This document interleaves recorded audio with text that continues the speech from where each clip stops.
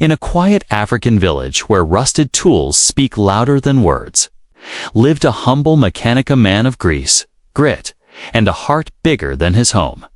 But one day, his wife disappeared. She left behind a man struggling with poverty, and two innocent twin girls. Why did she walk away? What became of the daughters she left behind? This isn't just a folktale, it's a reflection of real families, real pain, and real redemption. A journey of heartbreak, healing, and unexpected twists. Sit back, open your heart, and let the story unfold. The poor mechanic's wife abandoned him and their twin girls. Don't forget to like, subscribe, and share this African tale with someone who believes in second chances. What would you do if the one person you loved most vanished into the night, leaving behind only silence? And two little girls asking, "Where's Mama?" This is the story of Malobi, a humble mechanic, and the night that changed everything. An African folktale of love, loss, survival, and the unexpected ways we find our strength. There's a place deep in the heart of Africa where the air smells of red earth, diesel smoke, and the morning songs of birds. A place where the sun rises boldly over cracked rooftops, and baobab trees stretch their arms wide to welcome each new day. In this place, there lived a man, Malobi. Malobi was not rich.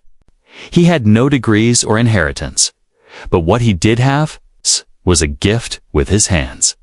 A gifted mechanic, Malobi could breathe life into dead engines.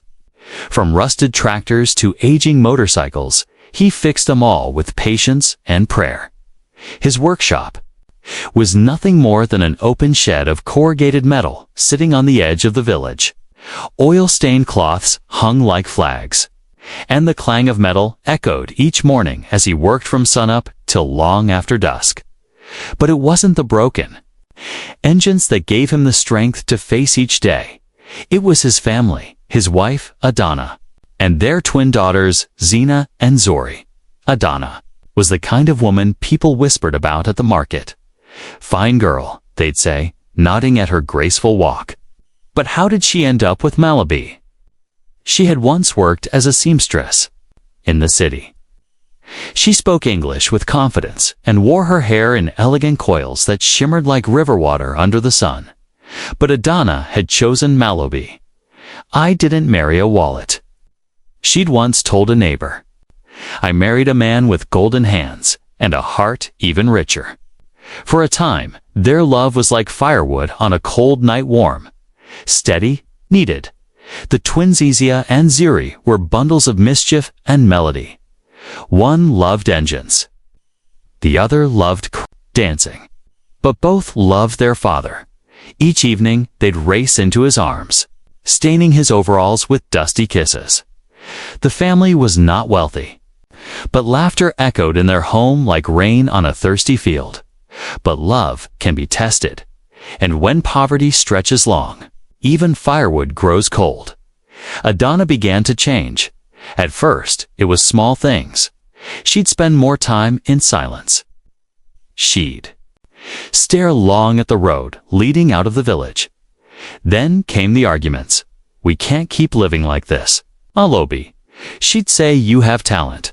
Why not move to the city, start a real shop?" But Malobi would shake his head. "Who? We'll fix their bicycles here. Who will mend the school van? This is our home, Adana." But Adana's eyes said otherwise. Each day, her dreams outgrew the village. And her heart, once filled with songs for her daughters, now echoed with longing for more. More than oil-stained floors. More than shared mangoes for dinner. More than waiting for better days that never came. It happened on a Wednesday, a quiet night. The twins had fallen asleep, curled beside each other, their small feet poking out from a shared wrapper. The radio hummed in the background. Malobi sat polishing a wrench by candlelight. Adana stood by the door. Dressed, her wrapper was tight around her waist. Her eyes were unreadable. "I'm going," she said. Malobi blinked. Going where? I don't know, she said. But not here. He laughed softly. It's late, Adana. Sleep first. I already did, she said, voice like iron. I slept through 3 years of this life. I won't sleep through the rest. There was no argument, no shouting, just the sound of the door creaking open, and the whisper of her footsteps fading down the dirt path. She didn't take the twins. She didn't leave a letter. Only silence and 2 tiny shoes. Left neatly at the foot of their mat when the village awoke, news flew faster than mosquitoes. Adana left him. They say she ran off with a businessman. Imagine abandoning her children like that. Malobi said nothing. He woke up. Early the next day, cooked yam for the girls, tied their hair into crooked puffs, and walked them to school. The other mothers stared. But he kept walking. That night, he fixed a leaking carburetor by lantern light, the twins watching quietly. Their mother's absence like a shadow over the room. Papa, Zina asked softly, did Mama get lost? Malo paused. No, he whispered. She's just ... searching, but we're still here. And that means something. The mechanics promise a new routine. Days became weeks. Malabi became a man of routine. He braided hair with grease-stained hands. He stitched worn sandals with fishing line. He packed lunchboxes with groundnuts and folded letters with tiny drawings inside. He was father. He was mother. He was hope. Zina began to learn the sound of gears. Zuri danced while sweeping the workshop floor. And though they missed her, they did not break because their father would not let them. 3 months passed, the whispers faded, and Malo Bay, he kept building. Engines, lunches, memories, until one morning a letter arrived. No return address, no handwriting he recognized. Inside, a single photo of Adana. She looked older, tired, holding a child on the back. 5 words, forgive me, I was wrong. But the story doesn't end there, 'cause sometimes when roots are deep, even abandoned seeds bloom again. Malobi held the photo in his hands like it was on fire, Anna, but not the Adana. He remembered not the woman who danced while peeling yams, or who laughed beneath the stars. This woman had tired eyes, hollow cheeks, and in her arms, baby, a baby that wasn't his. On the back of the photo, forgive me. I was wrong. No name, no return address, just 5 words. But they cracked open every wound Malobi had spent months trying to seal. That night, the sky thundered. Rain tapped against the zinc roof like anxious fingers. Malobi sat at the edge of the bed, the twins sleeping side by side, arms tangled like vines. He stared at the photo again. Would it help them to know? Would it hurt? Zina stirred. Her eyes fluttered open. Papa, are you crying? He wiped his cheek quickly. No, just oil in my eye. She nodded, too sleepy to argue, and returned to her dream. But Malobi didn't sleep that night because old ghosts had returned, and they didn't knock before entering by week's end. The letter had leaked out courtesy of a curious shopkeeper Malobi had confided in. She sent a picture with a new baby, shameless woman. The village buzzed again, but this time the whispers came with questions. Will he take her back? Does he still love her? Should he? Even Elder Kasimtha village's unofficial counselor summoned Malobe for palm wine under the mango tree. You are a good man, the elder said, sipping slowly. But even good men bleed. Malobe said nothing, just stared at the dirt, where ants carried crumbs away. Sometimes, the elder continued, when someone leaves, they are not running from you. They are running from themselves. Months turned into years. Zina and Zuri grew taller, stronger. Zina could now change. A motorcycle tire faster than most grown men. Zuri started teaching dance to younger girls under the mango tree.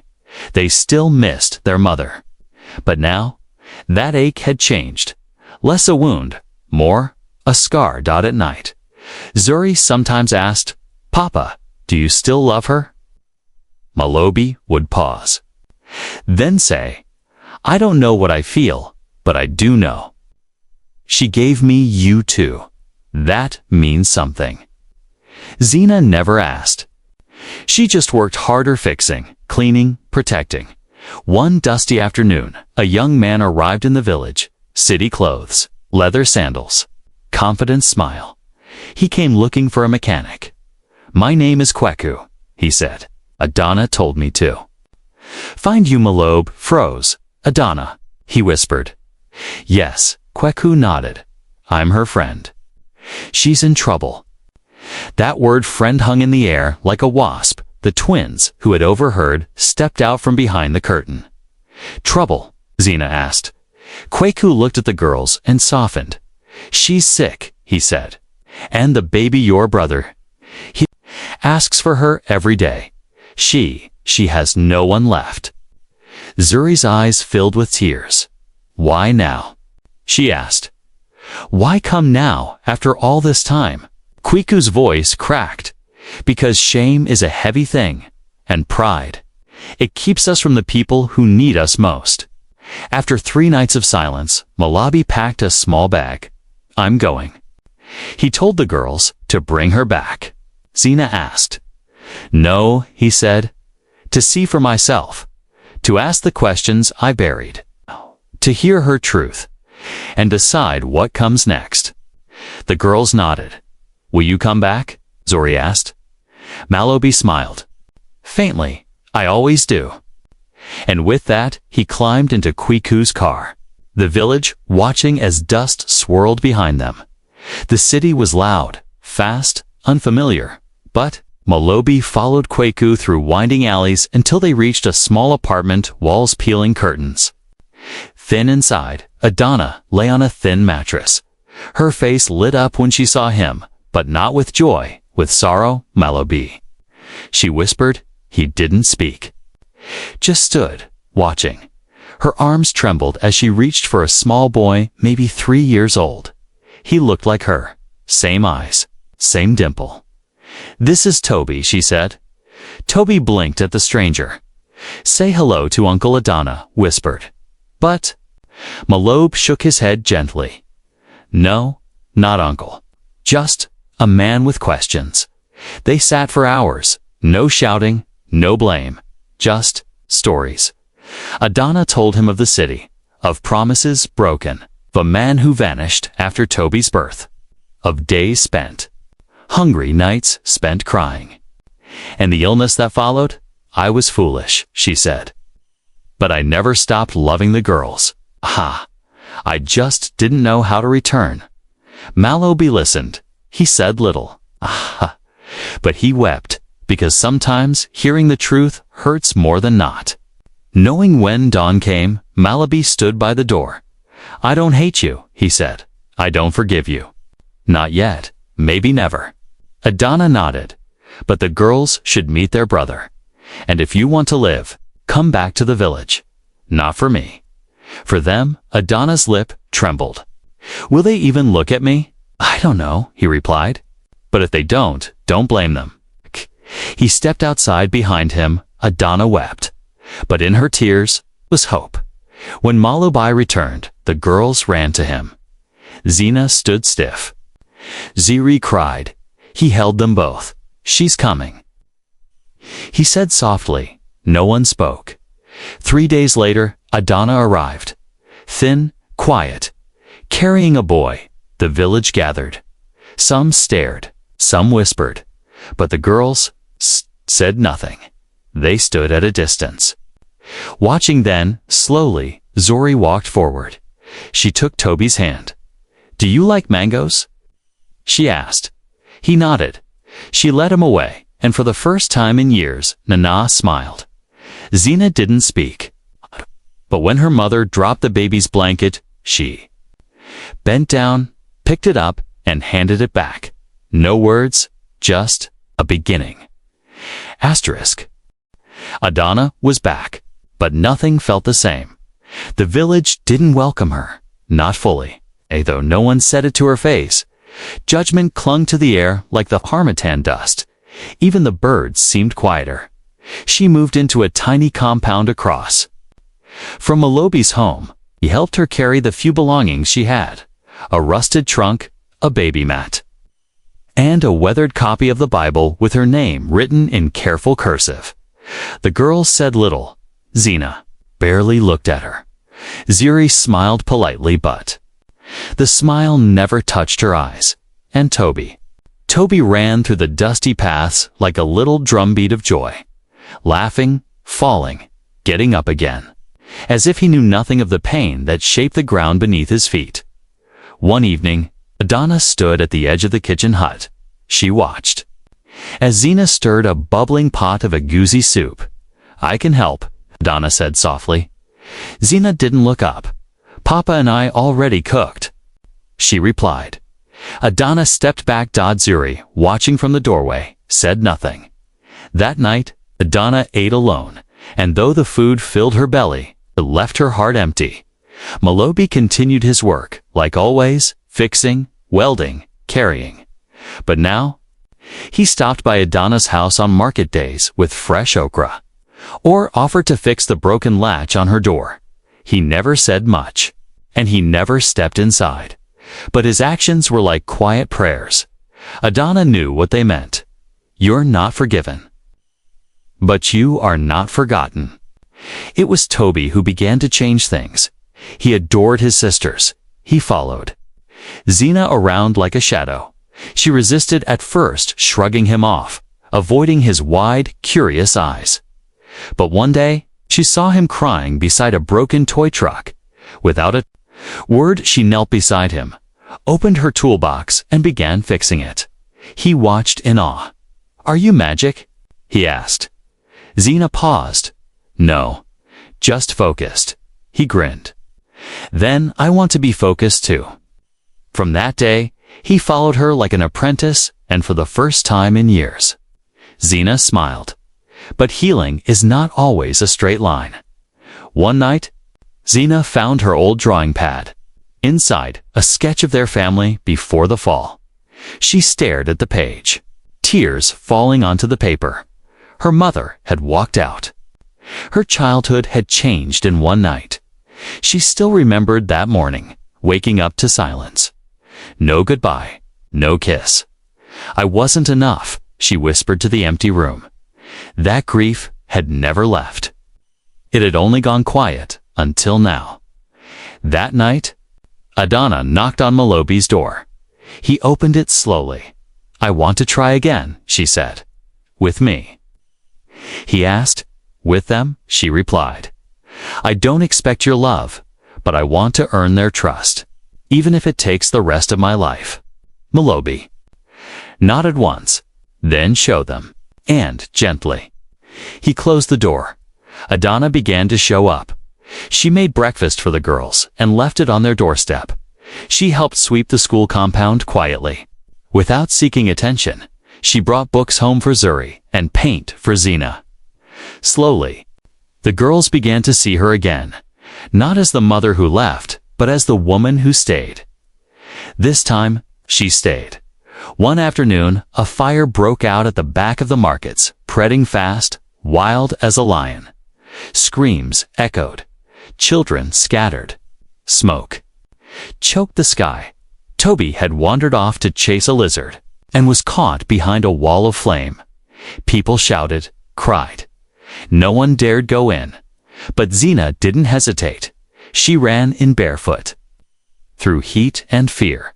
When she emerged, coughing, holding Toby tight, cheers erupted, but she collapsed at the edge of the crowd, eyes rolling back. Adana rushed to her. "My baby!" she cried. "Don't go. I'm here." At the clinic, Zina was treated for smoke inhalation. When she opened her eyes, the first face she saw was her mother's, tears streaming down her cheeks. "I thought I lost you again," Adana whispered. Zina looked at her, and finally spoke. Left me once. Don't ever leave me again. Adana clutched her tight. Never, she promised. Even if I have to crawl. I will never leave again. The weeks that followed were different. Zina and Adana worked on the garden together. Zuri started dancing again with her mother watching proudly.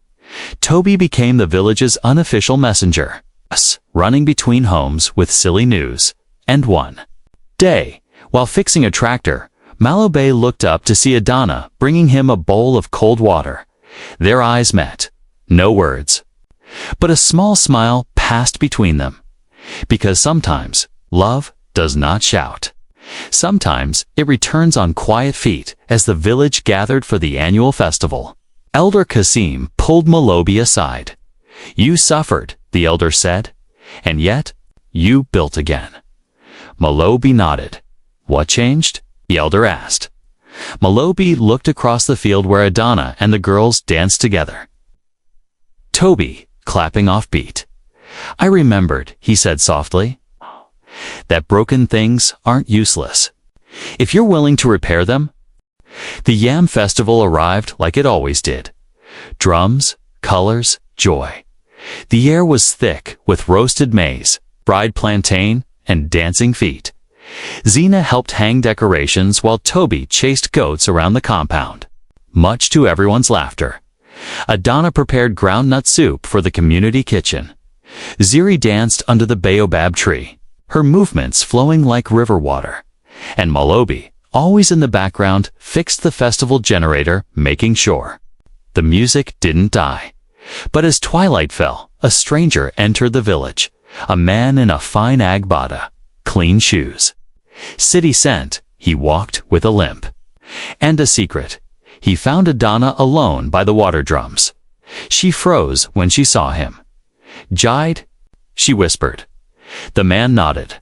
Long time, he said, his voice cold. Jidnef man who had fathered Toby. The man who disappeared. What are you doing here? She asked, shielding her eyes. I came for my son. Donna stepped back. You? Gave up that right, she said. I gave up nothing, he said. He's mine by blood. But before she could reply, Zina stepped from the shadows. He's ours by love, Zina said firmly, and you're not welcome. Jide looked at her, surprised. Then he laughed. You must be the angry one. Zina stepped forward. I'm the loyal one. Jide's smile faded.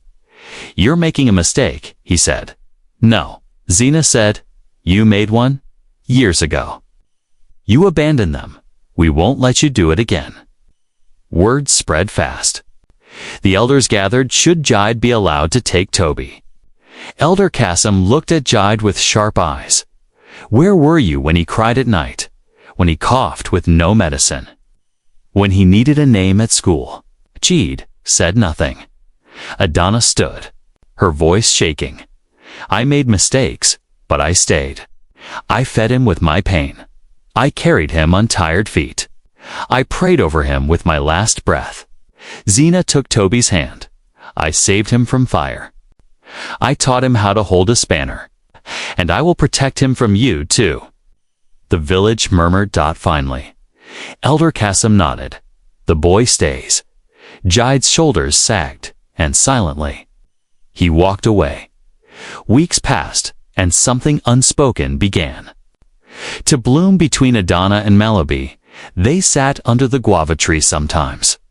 Not as husband and wife, but as two people who had climbed the mountain of pain and survived. One evening, Donna made jollof and brought it to Malobey's shed. He took one bite. Not bad, he said, teasing. She laughed. That laugh healed something in him, and for the first time in years, he laughed too. Zina began getting attention. People from neighboring villages brought cars for her to repair. Is that the mechanic girl? They'd whisper. Soon. Someone from the city offered her a scholarship mechanical engineering. It was a big opportunity, but it meant leaving. When she told her father, he just smiled. You've built me enough. Now, go build yourself. And for the first time, Zina cried in his arms. Ziri posted a video of her dance performance online. It went viral suddenly. Talent scouts reached out. She has magic in her feet, they said. And Ziri, she danced for joy and for healing.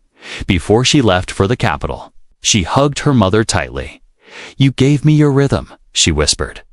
Adana cried silently. "I just pray I never lose your beat again." One Sunday, long after the twins had left for school, Adana and Malobi sat by the roadside, sipping pap. Toby was drawing shapes in the dust. "I failed you," she said softly. He turned to her. "You came back." "I wasn't sure I could." "Be forgiven." "You weren't." She looked down. "But you were loved anyway," he added. And Adana, the woman who had once run from everything, rested her head on his shoulder, not as a wife, not as a burden, but as a woman who had come home to her own life. Months later, village lost Elder Kasem. At his burial, Malobi gave a short eulogy. "He told me something I never forgot. He said, broken things aren't useless if you're willing to repair them." And now I know he was speaking about more than cars. The crowd nodded because they had seen it. A broken family, a forgotten woman, a hurt daughter, a mechanic with calloused hands, who chose love over bitterness. Years passed. The compound grew quiet, then full again when the girls returned for holidays. Zina, with city confidence and engine grease still under her nails. Zuri, with bold lipstick and graceful steps. Toby, now taller, still asking questions, and Malobi and Adana. They sat hand in hand, watching it all. One evening Toby asked, "Papa, how did we become a family again?" Malobi looked at him, then smiled. "We never stopped being one. We just forgot how to look at each other." And in that simple answer was a world of healing. She ran, he stayed, and the daughters grew into women who rebuilt what the world tried to break. A forgotten wife found her voice. A father found his strength. In the quiet corners of their home, love returned slowly, painfully, but completely. A girl became an engineer. Another danced across the world. A little boy reminded them all what family truly means. Because sometimes, the most broken homes are the ones that bloom again. Thank you for being part of this story. A story of struggle, spirit, and survival. This was The Poor Mechanics. Wife abandoned him and their twin girls, an African tale of truth, told with heart. If this story touched your soul, please give it a thumbs up. Share it with someone who needs hope. Subscribe to our channel for more powerful African stories.